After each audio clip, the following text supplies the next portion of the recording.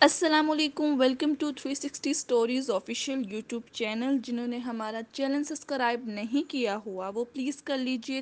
نیا صوبہ کیوں نہیں بنتا؟ پنجاب کے اندر نیا صوبہ کس کی ضرورت ہے، عوام کی یا سیاست دانوں کی؟ سادہ جواب تو یہی ہے کہ دونوں کی ہے بھی ایسا ہی، مگر اس کا استعمال مختلف ہے۔ عوام اپنی پریشانیاں کم کرنے کے لیے صوبہ چاہتے ہیں۔ جنوبی پنجاب والے 650 کلومیٹر سے زیادہ سفر کر کے اپنے مسائل کے حل کے لیے لاہور پہنچتے ہیں۔ ان کی اکثریت لاہور میں اجنبی ہوتی ہے، دفاتر سے روایتی پیشی مل جاتی ہے، طنز کے ساتھ تضحیک کا تڑکا بھی لگا دیا جاتا ہے۔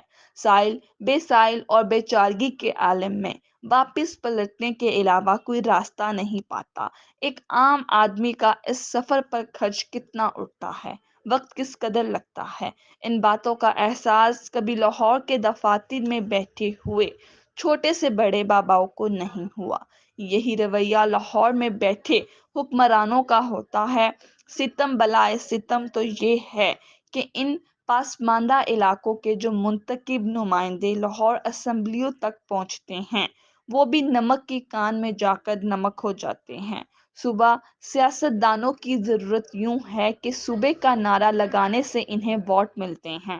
ستم کی کہانی یہاں ختم نہیں ہوتی۔ جنوبی پنجاب کے بہت سے سیاست دانوں کو اقتدار کا کلا پہننے کا اتفاق بھی ہوا۔ اقتدار و اختیار کی یہ فرصت طویل بھی ہے اور اہم بھی۔ فاروق خان لغاری صدر پاکستان رہے تو یوسف رضا گیلانی وزیر اعظم کے عہدے پر مطمئن رہے۔ غلام مصطفی کھر کے پاس پنجاب کی پگ گورنی کی صورت میں بھی رہی اور انہیں وزیر اعلیٰ بننے کا موقع بھی ملا۔ شاہ محمود قریشی کے والد گرامی مخدوم سجاد قریشی پنجاب کے گورنر رہے۔ یوسف رضا گیلانی قومی اسمبلی کے اسپیکر رہے۔ انہی کے کزن مخدوم احمد محمود بھی پنجاب کے گورنر رہے۔ ملتان سے صاحبزادہ فاروق بھی قومی اسمبلی کے اسپیکر رہے۔ سید فخر امام قومی اسمبلی کے اسپیکر رہے۔ سردار ذوالفقار کھوسہ بھی گورنر رہے۔ اب تو جنوبی پنجاب والوں کو خوش ہونا چاہیے کہ ان کے علاقے سے تعلق رکھنے والا بزدار سردار پاکستان بھر کے وزیر اعلیٰ میں پہلے نمبر پر آیا ہے۔ وزارتیں اور مشاورتیں ان کے علاوہ ہیں، مگر مجال ہے کہ جنوبی پنجاب کے ان بڑے لوگوں نے اپنی زمین پر رینگنے والی رعایا کے لیے بھی کچھ کیا ہو۔ عہدوں سے لطف انداز ہوتے رہے، علاقوں کے دورے پر آئے بھی فاتحہ کی طرح اپنے مفتوحہ علاقوں پر اپنی دھاک بٹھانے۔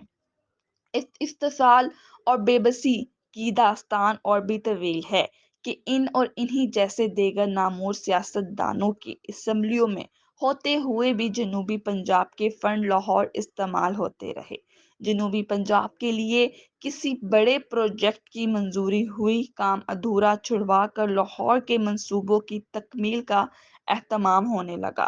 ایسا بھی ہوا کہ منصوبے منظور ہونے کے بعد ہی انتظار کی سولی پر لٹکا دیے گئے۔ فنڈ لاہور کی تزئین و آرائش اور ترقی وغیرہ پر لگتے رہے۔ یہ نمائندے اپنے پارٹی مالکان کی چاپلوسی کرتے یا اپنا حق مانگتے؟ حق مانگنے کے لیے جرأت چاہیے، وہ کہاں سے آتی کہ غلامی کے کھوگر تھے۔ مالکان کی خیرات ٹکٹ پر کامیابی نصیب ہوئی تھی۔ یوں جنوبی پنجاب کے عوام نے مرکز سے بہت دوری کی سزا بھی پائی اور نااہل اور کمزور نمائندے بیچ کر اپنے ہی پاؤں پر کلہاڑی چلائی۔ گلہ کریں تو کس سے، شکایت کریں تو کیا، یہ سب کچھ اپنا ہی کیا دھرا ہے۔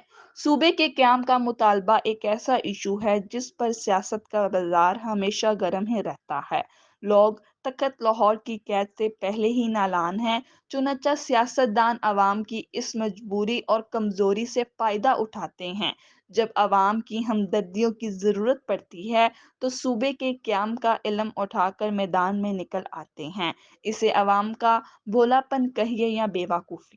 کہا جاتا ہے کہ اب عوام کو بیوقوف بنانے کا کسی کو موقع نہیں دیا جائے گا، یا پھر سادگی کے وہ ہر مرتبہ اسی اطار کے لونڈے سے دوا لینے پہنچ جاتے ہیں جس کے سبب بیمار ہوئے ہوتے ہیں۔ گزشتہ قومی الیکشن میں بھی بہت سے رحم دل سیاست دانوں نے غریب عوام کے حقوق کے لیے صوبے کے قیام کے نام پر اکٹھ کیا تھا۔ اپنے گروپ کو الیکشن سے چند روز ہی قبل پی ٹی آئی میں ضم کر لیا تھا۔ یہ سب ایلیگیٹ ایبلز تھے۔ منتخب ہونے کے بعد وہ وعدہ ہی کیا جو وفا ہو گیا کہ مساعد سیاست دانوں کے اصلی حربے کے مطابق خاموشی کی بوکل مار کے بیٹھے رہے۔ اب اگلے الیکشن کی تیاری زیادہ دور نہیں۔ دور اندیش اور کامیاب سیاست دانوں کی یہ علامت ہے کہ وہ بہت پہلے ہی اپنے کام کی منصوبہ بندی شروع کر دیتے ہیں۔ اب بھی یہی کچھ ہو رہا ہے۔ سید یوسف رضا گیلانی کو ابھی صوبہ چاہیے اور ہر قیمت پر چاہیے۔ شاہ محمود قریشی بھی صوبے کے طلبگار ہیں۔ مسلم لیگ نون بھی صوبہ چاہتی ہے۔ تینوں بڑی سیاسی پارٹیوں کے قائدین جنوبی پنجاب کو صوبہ بنانے کے نہ صرف سخت حامی ہیں بلکہ علم بردار بھی ہیں۔ یہ سب لوگ صوبہ بنانا چاہتے ہیں، مگر یہ راز ابھی تک فاش نہیں ہو سکا کہ آخر رکاوٹ کون سا دشمن ڈال رہا ہے۔ ان نیک دل اور صاف لوگوں کی نیت پر شک کرنا تو گناہ کبیرہ کے زمرے میں آتا ہے۔ تو وہ کون ہے جو ان صاحبان اقتدار اور قائدین حزب اختلاف کو سازشوں کے جال میں الجھا رہا ہے؟ جو سیاسی جماعتیں عوام میں ذرا کم بیزاری رکھتی ہیں وہ بھی الگ صوبے کی حامی ہیں۔ موجود حکومت نے جنوبی پنجاب کے لیے الگ سیکریٹریٹ قائم کر کے عوام کو لولی پاپ دینے کی کوشش تو کی ہے، مگر ابھی تک خود حکمرانوں کو سمجھ نہیں آئی کہ نظام کیسے چلانا ہے۔ عوام کو کیسے سمجھ آئے گی؟ ویسے بھی جب ڈوری لاہور سے ہی ہلے گی تو اتنے اخراجات کرنے کا کیا فائدہ؟ ابھی تو افسران کی آنا جانا لگی ہوئی ہیں۔